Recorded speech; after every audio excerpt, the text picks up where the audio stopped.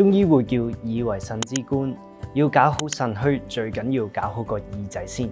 因為佢表面有好多穴位，對應全身各臟腑器官，通過按摩或者刺激耳穴，可以促進氣血流通，提升臟腑功能，達到養生保健嘅效果。平時我哋可以多按3個穴位，首先係神門穴，佢喺耳頂三角凹陷處，同腎臟功能關係密切，有安神改善眩暈同失眠嘅功效。第二係交感穴，位於耳輪前端，有助降低血壓，改善頭暈。仲有一個係翳風穴，佢喺耳垂後方耳根嘅凹陷處，可以滋養肝腎，按多啲可以舒緩眩暈嘅症狀。以上嘅穴位每日可以按1至3分鐘，大家平時撳手機嘅時候可以順便按下，或者一早瞓醒按又得，唔使太大力，有酸軟感就可以，有助於減輕頭暈耳鳴症狀。